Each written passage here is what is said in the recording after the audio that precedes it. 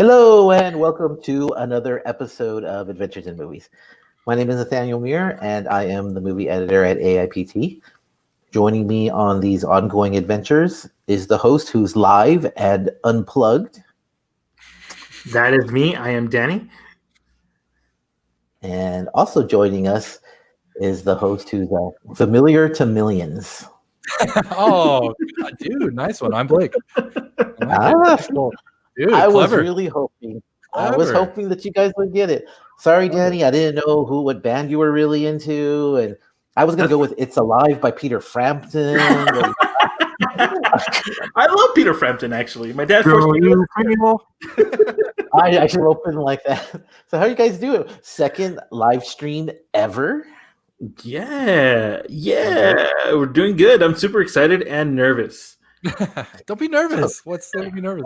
Literally, no one's watching. That's very true. Well, I guess can you guys hear me? Okay, I guess I should ask. You sound good. Yeah, you sound good. How do we sound? Yeah. You guys I always assume I sound good. Yeah, you sound as good as you look. Oh, take that how you want.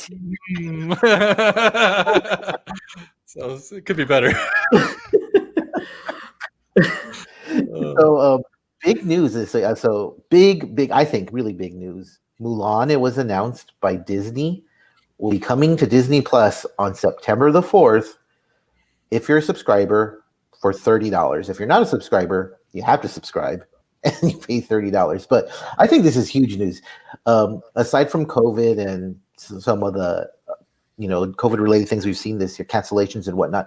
Do you guys think this is the biggest news of the year? Yes. Mm-hmm. I mean, with what we had with Tenet, Tenet's coming out either way, right? It's coming out internationally, and it's just going to pretty much wait for the United States. With Mulan, Disney's saying, like, we're not going to wait. We're just going to release it now. And I'm pretty excited for that, actually. I think it's really cool. I mean, we talked about it last, 2 weeks ago about Tenet being $25, $5 more, and if you already had the subscription, you're pretty much already. This is Mulan and not Tenet. That's very true. That's very, very true. Okay, so for sure, I was 99.9% sure Danny would be down with Mulan. What about you, Blake? What do you? For a 30 rack, dude? No. For $30. No, thank you. If it was half that price, $20, yeah, I'll think about it. I don't know. I feel like that's extravagant. Fuck you, Disney. It's actually 30 bills. It's 30 bills because a rack is $100 bills. Oh shit! Sorry. Yeah, it might as well be. Actually, 30 racks is about how much it costs to make it, I think. You know what? I'm with that. I'm totally with Danny on this. Like $30 to sit at home and see Mulan, theoretically COVID-free. I am absolutely because I already have the subscription, so I'm cool on that end of it. $30 is about a couple of tickets, some popcorn, some drinks. I mean, that's $30 right there. Except this time, I get to see it as many times as I want, even though I'll only watch it one time. But still, I have the option. So wait, do we get to buy this movie for $30 and then we hold on, or is it just one time? I think it's a 48. Isn't it a 48-hour rental? Oh, okay. So yeah, I didn't really read a lot into this, but I am fully on board. Also, I'm like Blake, like fuck Disney, like they got me by the balls at this point. Like let's get down to business. I mean, I know I'll have to get back into their ecosystem eventually for like Mandalorian and stuff like that, but I don't know, man. I'm just not a huge okay, I like the source material a lot. It's really good. Are you guys that huge of a fan of the source material? Like, I guess I just don't get why Mulan is a $30 draw. You know what? That's Disney. A good point. And well, for me, it's not so much Disney. It's the trailer when they first showed it, I guess, end of last year, early this year. Yeah, it got me really worked up to see it. It's the first, I know it's not the first direct to streaming movie, but it's the first big time movie to come to stream. So honestly, if it were, I don't know, something, one of the like weaker summer stuff that came out, I still might do it just because I do miss seeing those first run movies. I really do. But I did want to see this. I do. I think it's funny that you both said fuck Disney, but you had different connotations for it. Danny's is more out of frustration, and Blake's is out of straight up anger. Honestly, like I feel like this is the first live action Disney movie that I really do want to see.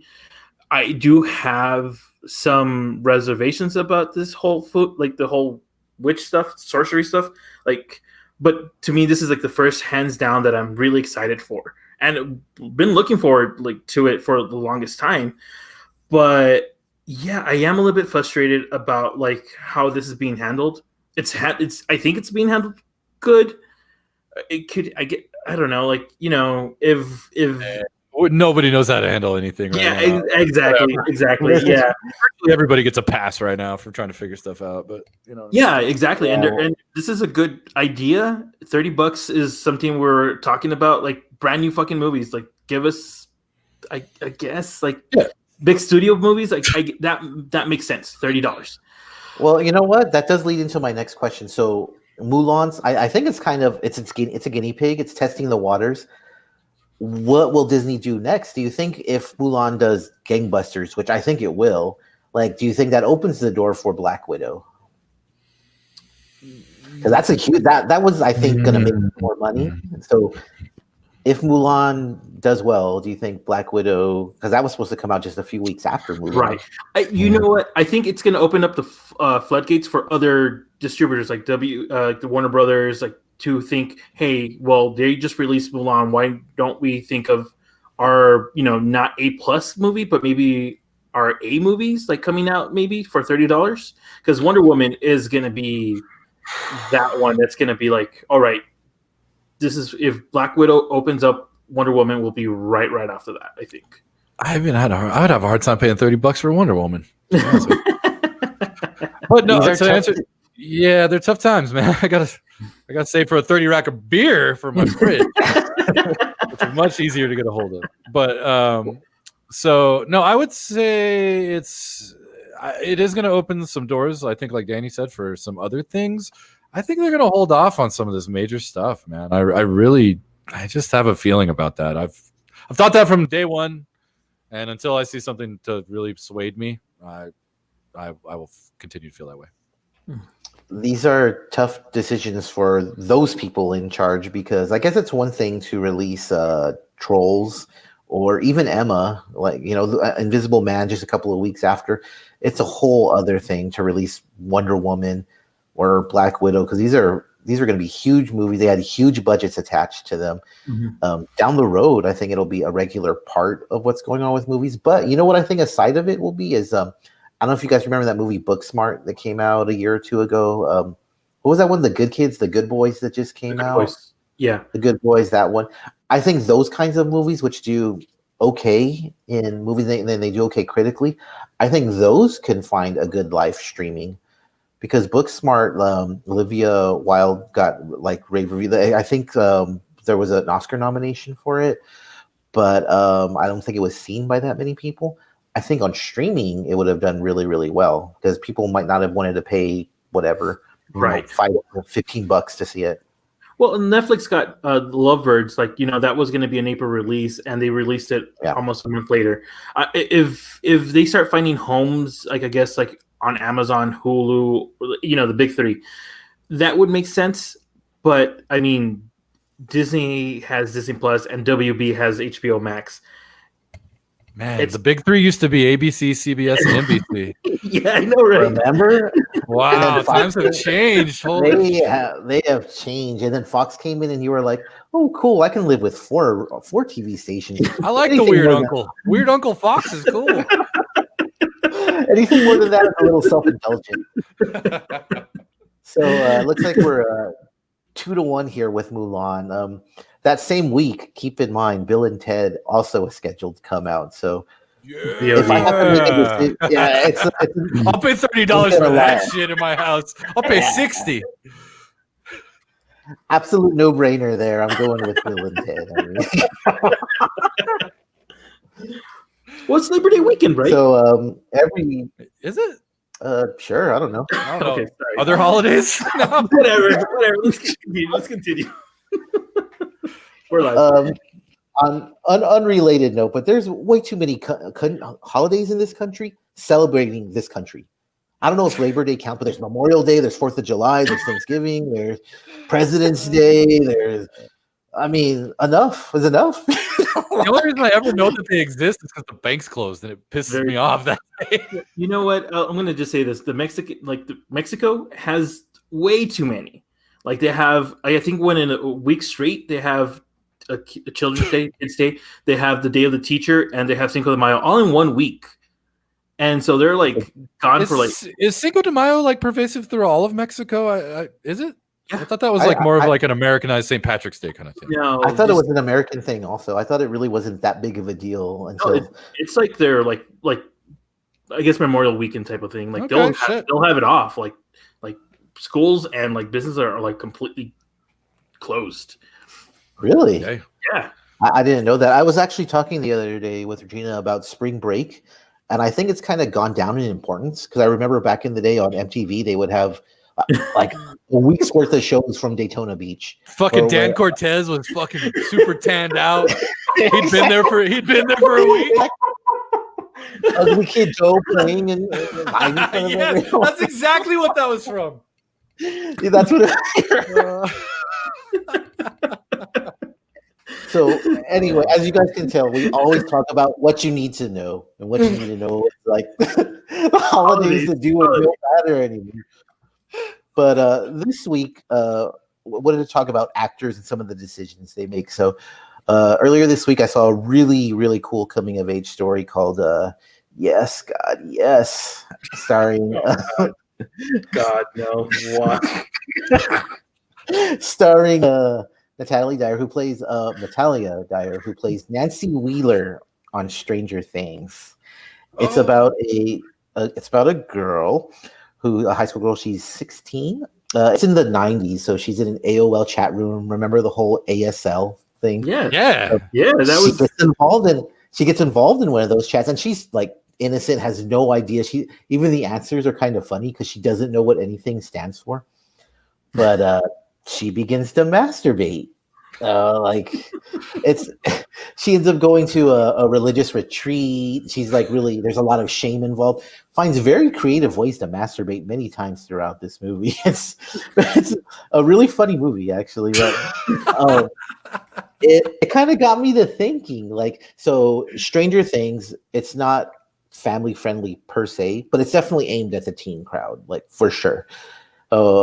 She's a major part of that cast, has been since season 1. So there's kind of an aura about her. They're typecasting, basically. They run the risk of being typecast. So it got me to thinking about what actors will do to kind of change their image.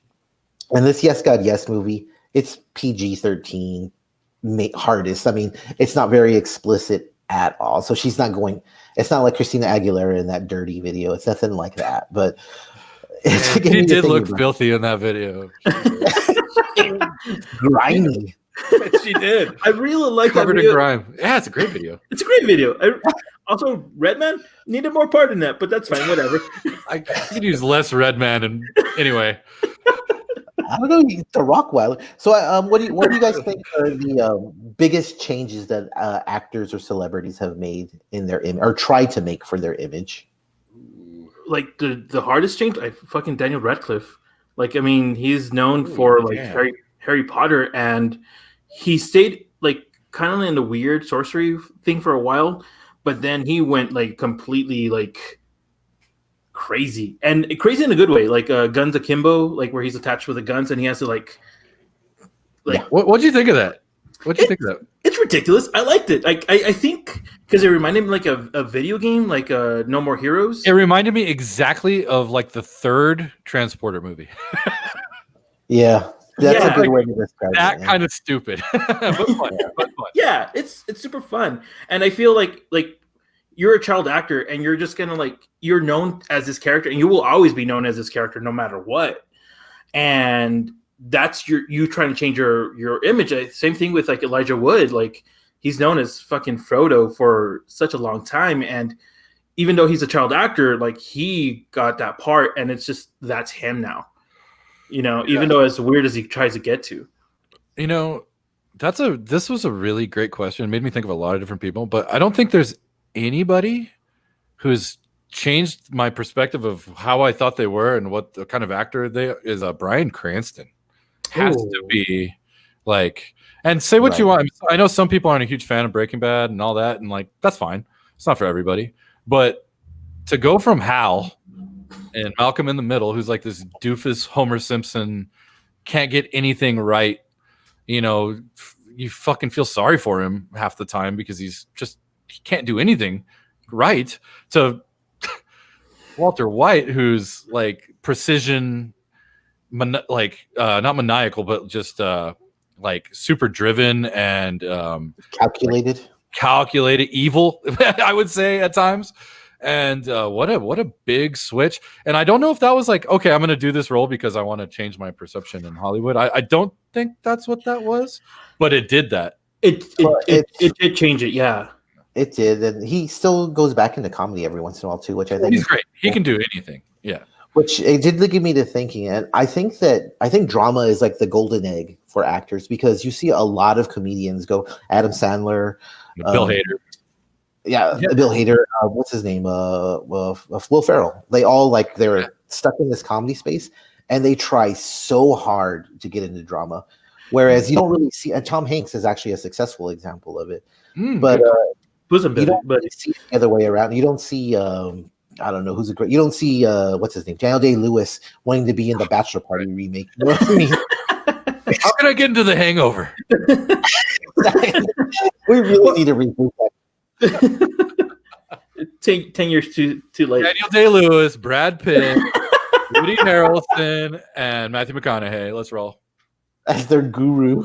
And like Matthew McConaughey is another good example of all this, like where he went from being a romantic lead to being in like dramatic roles and everything, and doing comedies and stuff like that. He still, his now perception of me, like for me, is he's a very well, like a good actor, like where he could play almost any roles. But I feel like if we're just like everybody's always like, especially in this dramatic role, like the one that can't win, I feel is Jim Carrey. Jim Carrey can't win it. I don't know if I want Jim Carrey to win anymore. You know what? I don't want him to win anymore. He's kind of gone off the fucking deep end. I want him to stay in comedy. Honestly, like if that's what, Sonic, you got a point because that's where you're going. I know it. I know you, Danny. Yes. So he was good in Sonic, and because it was return to old 1993 Jim Carrey, and just have that Jim Carrey. Have fun, be fun. There's something to be said for playing to your strengths. Eternal Sunshine of the Spotless Mind is a good movie, but there's outliers for everything. I think the biggest example of people who try to change their image are Disney kids. I recently saw a documentary called Showbiz Kids on HBO. It's one of the people interviewed is Cameron Boyce, and I know maybe you're familiar with The Descendants, Danny, but it's the actor who passed away from The Descendants. But this kid is like 19, 20, and the very first thing when they interview him, very first thing he says is, "Can I say fuck?" The rest of the show, every single interview and almost every single sentence, he sounds like Danny, basically. Like Limp Bizkit. it's so he's not the exception to the rule. I mean, Britney Spears, Justin Timberlake to some example. Miley Cyrus, dude. Miley Cyrus. Shia LaBeouf. Oh, Shia LaBeouf. Oh, LaBeouf, yeah. LaBeouf, yeah. Oh, his new movie looks kind of interesting. Which one? He's like a hardcore cholo. What? Yeah. No, that dude sucks ass. Dude, McEnroe Borg is a fucking badass movie, dude. Or what's that movie called? Isn't that what it's called? See, exactly. You like it so much. I like. It was a good movie. I like Shia LaBeouf. I do think he's like. I think your perception for him hasn't really changed. I guess because you had him like in Transformers. Yeah. No, I hated him going into Transformers. Man, I forgot he was even in that shit. To be honest with you, I don't know what it. I don't know. Somewhere along the line, he wronged me in some way. And like, I will never ever get over whatever it was that he did to me. Moving on, there's some cities that are synonymous with Hollywood. They become characters, right? Like New York City, which we see in Scorsese and Woody Allen Mill. Los Angeles also. There's a whole documentary about the history of Los Angeles. And Love that movie. So yeah, it's much. like 3.5, 4 hours. I mean, it's really interesting, super cool. El Paso, it's smaller and it doesn't get as much love as those cities. However, it does have a lot of cool roles in cinema. Danny actually talked about a movie last week, No Country for Old Men. Cormac McCarthy, he actually writes in El Paso. I think comes down to El Paso a lot, but He lived here. yeah, he lived there. That's right. Yeah. That has a huge scene in El Paso. But the movie that I think of when I think of El Paso movies is the Kill Bill series, just because the whole impetus for her wanting to kill Bill happens in El Paso, and it's a small chunk of those movies in actual runtime, but like the impact is super important. But Danny, you actually had a really cool movie there. Yeah, man, like The Getaway, 1972, starring Steve McQueen. It starts in Fabens, and then we kind of like follow all of Alameda, like if you know our which city. is like basically where Danny and I grew up. Yeah, it's our stomping grounds. Yeah, stomping grounds. And then goes into like our old neighborhoods as what as our I guess 20-year-old neighborhoods, like the historic parts of El Paso. And there's a really cool car chase scene in all of like Sunset Heights, and there's a shootout in the San Francisco street apartments. It's Juarez, and that was just happened. They just happened to catch that on film. That was really crazy. The funny thing is, it was actually shot in Segundo. And then Sunland Park is plays as Juarez, and it's so great, like seeing these like little like parts of the city. Like downtown obviously has changed a lot from the 70s to now. But like even like when you're up on that road on Sunland Park, that street. It's all very iconic. I feel like it's one of the best movies I've seen like in a long time. I talk about it. It's a great car movie. I'm surprised we haven't done car movies just yet. Ooh. But I really do think like if you want to see El Paso represented in the 70s in a good light, this does really, really well, in my opinion. What about you, Blake? Oh, I forgot to El Paso mask. Oh, I have my El Paso shirt.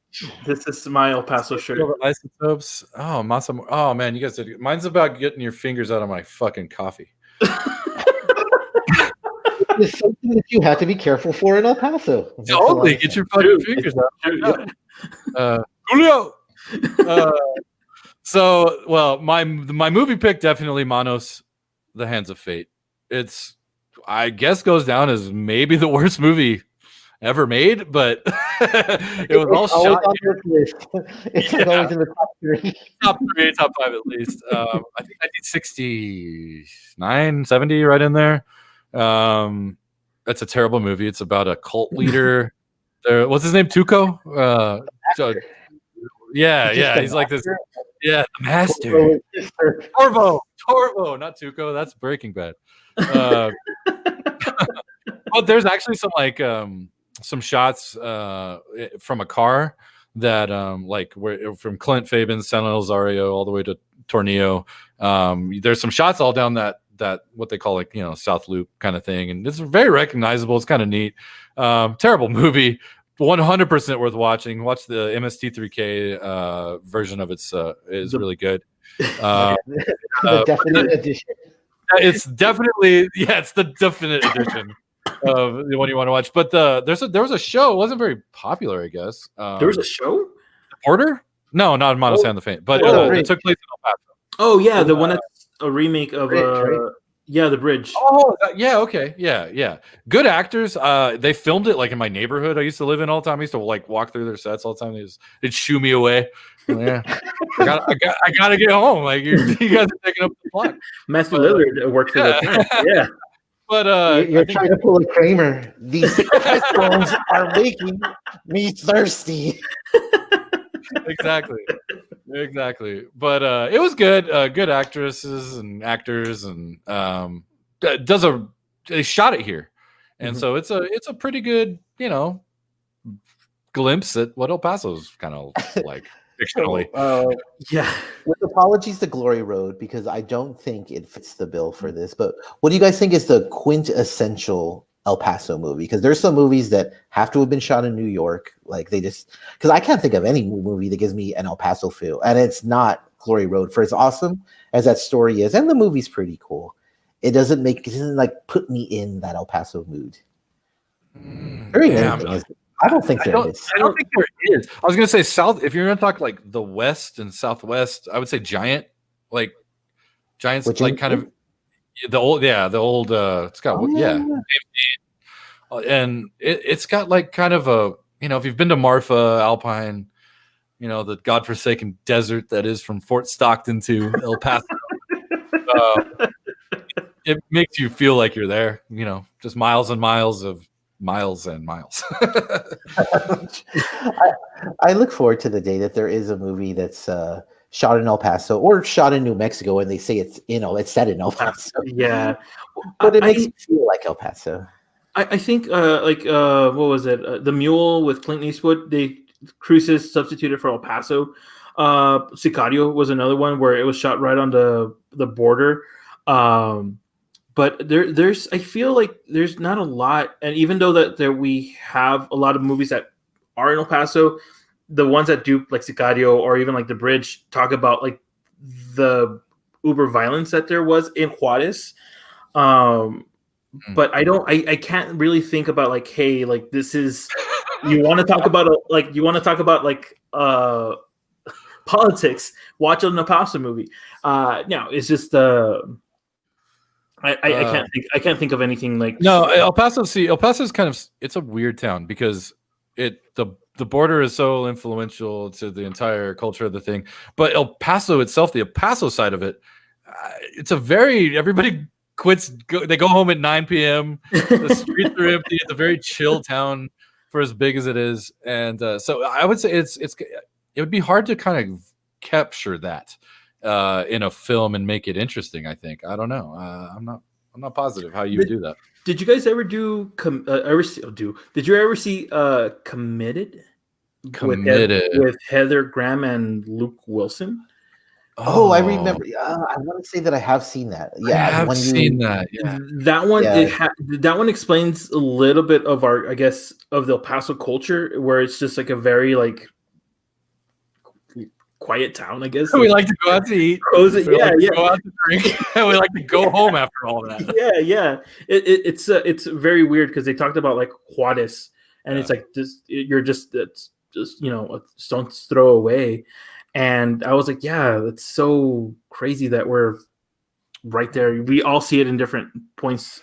Yeah, the Southwest is, the Southwest is such a unique place, really. And really, what you said, what was it? No Country for Old Men. Mm-hmm. That movie, like, if you're gonna talk about the Southwest and the desert ranch kind of like that, does a pretty great job of kind of giving you a feel for kind of what it's like around here. Yeah.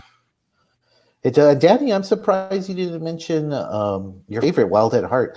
El Paso is very important. Oh, it's very important, yeah. But there's also there's Hitchhiker too. But I think that also shows like the loneliness of the freeway, like from here to any town in between. August is here, and we wanted to kind of like we did last month. We wanted to give everyone a taste of what we have coming up. So this month, we all decided to talk about our favorite directors and their worst movies. So, Danny, you picked the first genre that we will be exploring. So, well, first of all, before we even get into it, who is your guys' favorite directors? Or not your absolute favorite, but who do you like best? because I guess this is the one that I'm going to talk about a lot, and I think he's somebody that we grew up with. Steven Spielberg is, I feel like, has great movies and a lot of stinkers as well. I think we've talked about, we've all seen Ready Player One, and it wasn't bad. We'll get into the exact stuff over the course of the month. But I feel like that's where I'm at. Right. What about you? One of my favorite directors. I'm obviously the horror jerk. So Sam Raimi. Well, we're going to talk about a couple horror directors, but we'll start with Sam Raimi. I love Sam Raimi. When Sam Raimi fucking gets that fucking clean fucking swing, bro, out of the park, out of the goddamn park. Though he doesn't have good legs and he can't make it to first sometimes. So that's a long 90 feet sometimes. Dude, tell me about it. I'm a huge fan of Scorsese. I think we can talk a little bit about this one, but Park Chan-wook I think is a great director. He did the Vengeance trilogy, and I was thinking about it. I don't think he's ever directed. Now he's produced some stuff, but I don't think he's ever directed a bad movie. As he was a producer on Snowpiercer, but he did Stoker and Thirst, those two vampire movies. I'm a Cyborg, but that's okay. Joint Security Area. I mean, I think he might be the only director. Now, Pablo is in our chats here, so there's someone who loves to correct you when you're talking about movies. So I say Park Chan-wook has never done a bad movie. So we'll let Pablo do one of that. So Steven Spielberg, you mentioned has done some stinkers, and I chalked that up to law of averages. And then Blake, you mentioned Sam Raimi. Steven Spielberg, he has some that are questionable. I would say Sam Raimi, though. Which is the worst? Let's talk about the worst. We'll get a bad Sam Raimi movie, bro. Bro. The Quick and the Dead, dude. Have you ever seen that fucking movie? The Turn of a Gunfighter. That's a terrible. It's terrible. No, it's not good. It's not good. Spider-Man 3, not great. Oz, the Great and Powerful, not that fucking good. He directed Spider-Man 3. I didn't know he directed it. Yeah, he directed that. He did all three of them. Yeah. I knew he did the first two, but I thought he bowed out after the third one. No, he bowed out at the fourth one. Yeah. And then, And then, did you guys watch Oz? Oz is kind of. Well, here's the thing about the movie with James Franco, right? Oh, yes. Yeah, I never saw that. Yeah. So the thing about that movie is, I stopped by to go see my mom once. I was at her place, and she was watching it, and she loved it. So it's all sentimental value to you. Yeah. So I don't remember if I liked it or not, but my mom really liked it. I'm thinking that I didn't like it, and I've kind of blacked it out. But I mean, James Franco, Sam Raimi, it sounds like a good team up. It sounds like a great old time. Going back to Oz. It's convoluted. We've brought that up a time or two on this show. It's a very convoluted film. Well, this is a thing that I think we've talked about too as well. But I feel are we seeing the movie for the director and ifs or buts? No, I don't give a fuck. I just want to see anytime. It doesn't matter who directs. I just want to be entertained, and I don't want to think about it, man.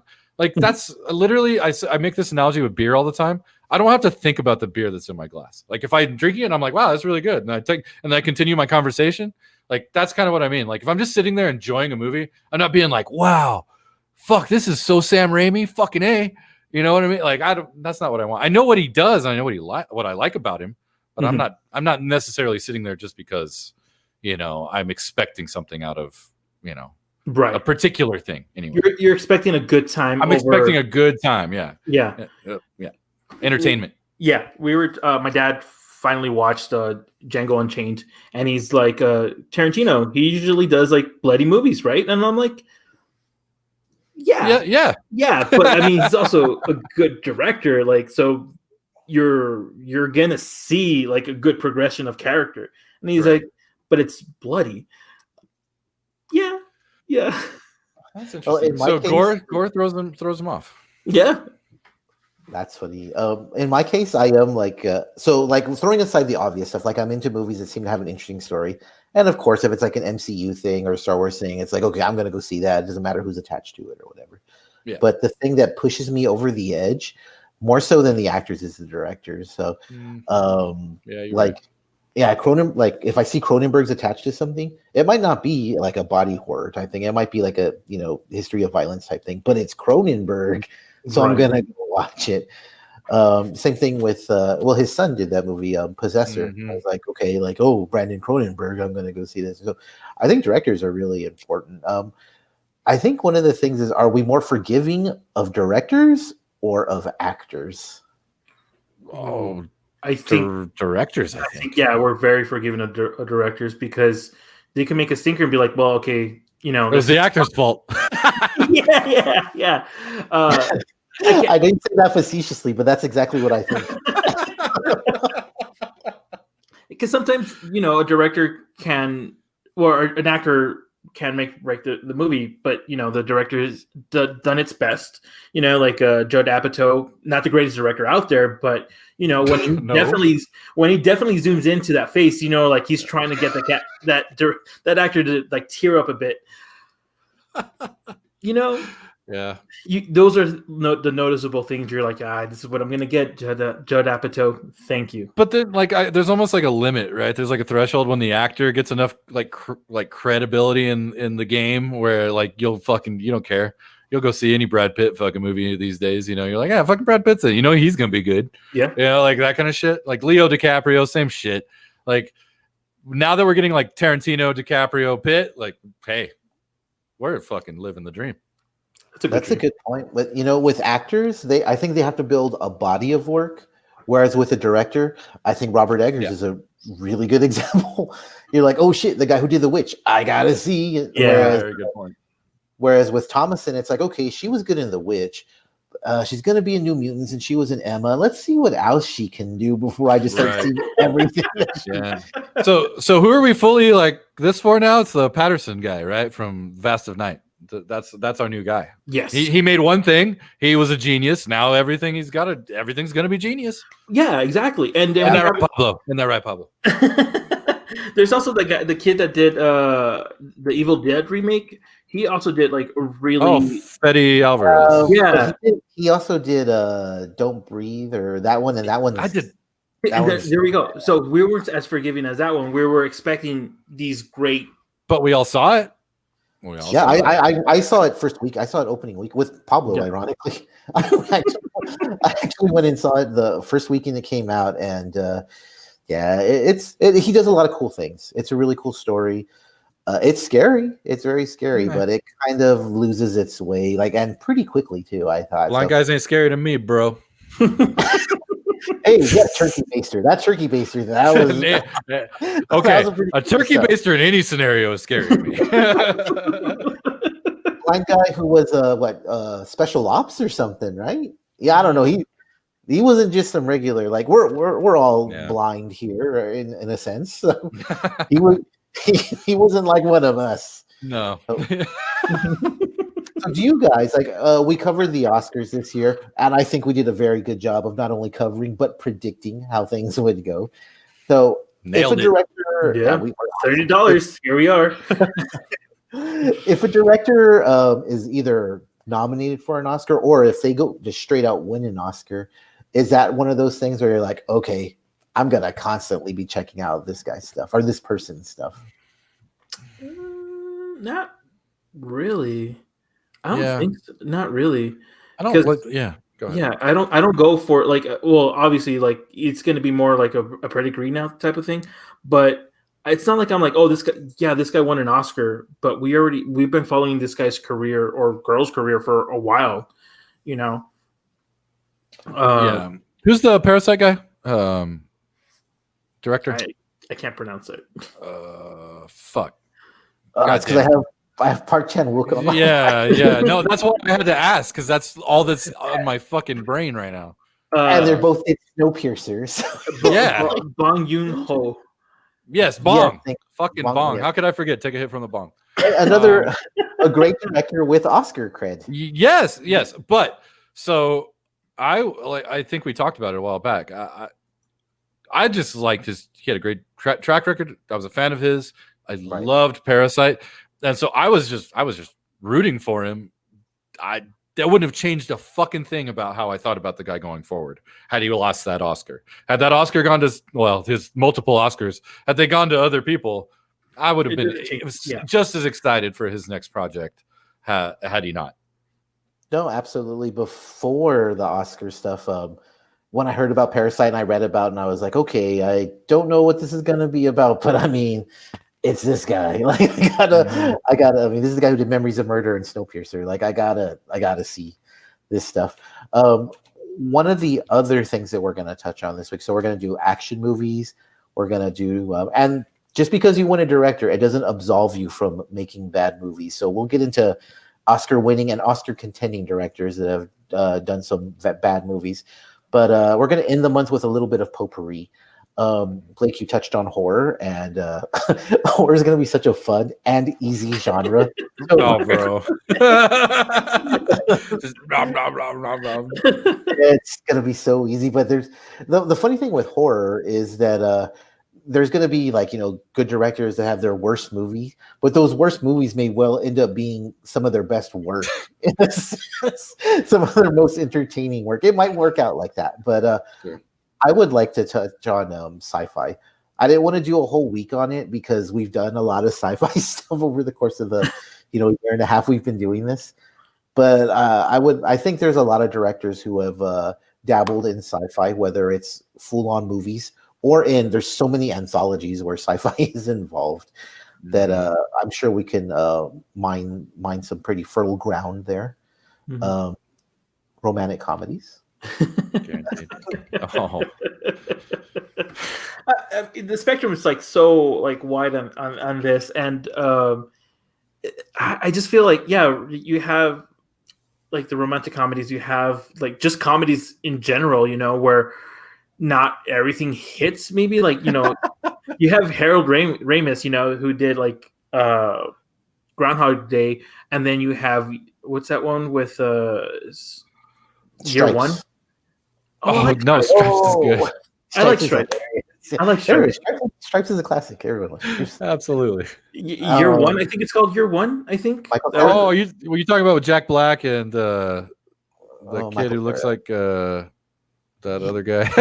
yeah. I see. I can't even. I remember just hating. What's the kid movie from fucking? What's the kid? Is it Michael Cera? Yes, Michael Cera. Yeah, Michael Cera. Yeah, that movie definitely has some funny moments. I don't know if there's a genre that is worse when a movie goes south than comedies. Even a bad romantic comedy. It's there's still a love story. Mm-hmm. There's the straight comedies that shoot to fucking make you laugh and don't. I don't think there's anything that makes me cringe more. Or it's harder to sit through looking at you. Fairly Brothers. Oh, how funny. That's actually a good point as to whether comedies are the absolute worst when they fall flat. Geez, I mean, I can think of anything with ensemble dramas when those don't connect. Yeah. I mean, they're excruciating. You can't even bear them. Yeah. But you kind of sit there and you keep watching because you're okay, it's gonna turn the corner. It's gonna turn the corner. 2 hours later, you're like, what the hell was I? Dude, thinking? General Hospital's been in the air for 45 years, and that's literally every day of that show. It's still going right now too. I know. I just saw an ad for it. I was like, holy fuck, it still exists after all this time. It's actually, I think the reason it's actually coming back because of COVID. They had to stop production for a while. So lucky us. We got to be without it for a while. Stronger than ever. Can you guys think of any of the inverse where it was a bad director who directed a good movie? I can't even think of what's his name? Yul Boll? Oh, Uwe Boll. Yeah, Uwe Boll. But I can't think of bad directors off the top of my head. Eli Roth. Eli Roth is a bad director, and every now and again, here's the thing: every now and again, he gets it right, on accident. But I wouldn't call him a good director. I don't know. Yeah, my parents were watching Death Wish, and I just remember how much I hated that movie. Death Wish. He directed the remake of Death Yeah. Wish Yeah, with Bruce Willis. yeah, Oh my god, that's like one of the worst movies ever. yes, yeah. So he's still on brand. Yeah, good for. Well, see, can't keep a good man down. What's it? Paul Thomason? Not Paul Thomas Anderson. Oh, No, the Resident other Evil one. dude. Yeah, yeah, Paul yeah. W.S. Anderson. That's Yes, his name. Yeah. Oh, that's right. That's right. I always get them confused. Yeah, me too. I feel he hasn't had that many good movies, but I really did enjoy like what do you call it? Mortal Kombat. But everything I'm not saying that Mortal Kombat, like I really enjoyed Mortal Kombat. Not the movie I thought you were gonna pick. All right, cool. But he hasn't really like done good movies. Like Yeah. like he's done successful movies, but not like, oh man. Right. So there's a guy named and I'm almost reluctant to bring him up. Victor Salva, you know who he is? He directed Jeepers Creepers, which is one of I really love the original Jeepers Creepers. Has he made anything? He's a huge and he's a huge asshole and a fucking disgusting motherfucker, and he hasn't made anything since that's worth a damn. But yeah, that's kind of the thing that comes to my Victor Salva.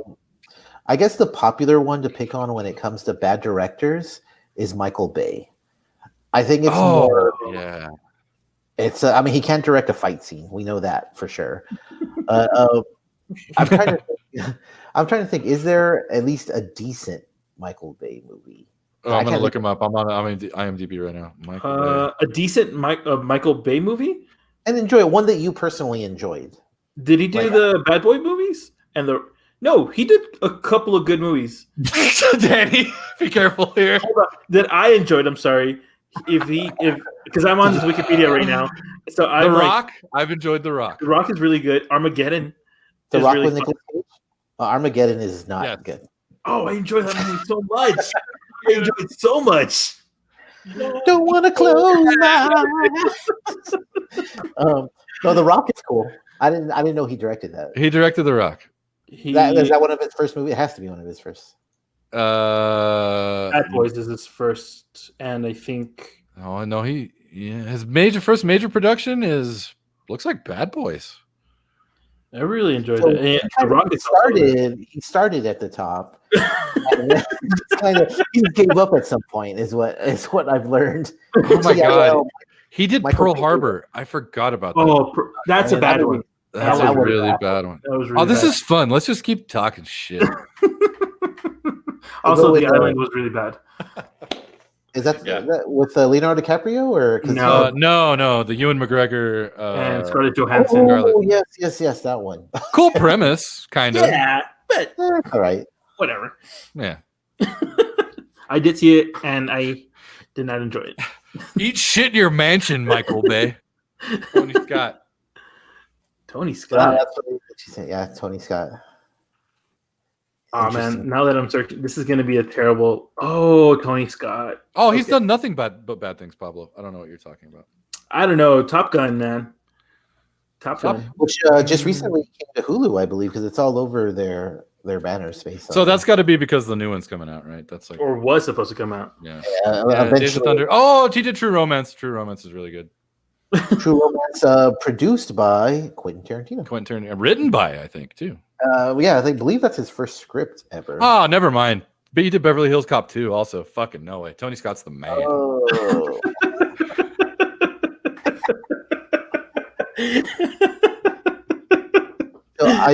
So it's a Tony Scott love letter now. I did want to give a shout out to someone who commented on our AIPT Movies Twitter account. There's a podcast called Listen with Curtis Elton. Now, when you listen or watch, in this case, Adventures in Movies, you get some really in-depth, engrossing conversation about, Tony Scott and El Paso and Mulan. This podcast will be, I guarantee it'll be the shortest podcast you listen to all day. I listened to, I would say, 10 or 15 episodes of them today. They're like 2 minutes each. And it's just, this dude talking nonsense. Like it's repetitive. It's almost like a barker at a circus, basically. Like step right up, like that kind of thing. For 2 minutes, that's a long time. So here's the thing. It's very grating. It's not something you want to listen to on a road trip. However, if you're just listening to it in like chunks, it can be pretty funny. Like there's one where he has a celebrity guest on, and he takes about 1 minute and 58 seconds building up to this guest, and then there's no more time for the guest type of thing. So, but it's just well, that's like Eric Andre, and that shit's funny as shit. I like that. It's exactly like it's like perfect for comedy today. I mean, but it's great for like if you listen to or you've watched something or you've just you don't know what to put on, you just need something on in the background, like Danny you sometimes do, or like all of us do. It's just 2-minute hits of just like comedy you don't have to think about. It's just straight into the point, dude with silly voices and sound effects. But listen with Curtis Elton. You can find it on iTunes. You could definitely check it out. And thank you to Curtis for talking about our show on his show. I really appreciate Thanks, buddy. Thank you. I don't know why I'm waiting. Thank you. Also, you can find us every week. You can find our podcast every Saturday. You could also go to Adventures in Movies for it's actually AIPTcomics.com now. I've been saying for months Adventures in Movies or Adventures in Poor Taste. It's just AIPTcomics.com. So you can find our podcast there. You can go to iTunes. You can go to Spotify. You can go to Stitcher. I have no idea what will happen, but it's worth a shot. We have Adventures in Movies, the quick and dirty version. Also, this week, it'll be this whole thing because all of this was dirty, even though it wasn't that quick. Also, we have Adventures in Movies looks at ... where we look at all kinds of you name a genre, we've done it. Time traveling conquistadors. That's how deep we go. We're going to talk about a legend, like no joke, a legend. The man who invented rock and roll, Chuck Berry, will be our topic this week. But check it out. Yeah, and while you're doing that, checking that podcast or YouTube thing, you can also follow us at Adventures in Movies over on Twitter at AIPT Movies. You could also follow us individually. You can find Nathaniel, Pat, as you can see him right there, over at Instagram at Nathan Poor Taste. You can find me, Danny, on Twitter and Instagram at default _ player. And you can find Blake live and in charge. Oh, I love it, Danny.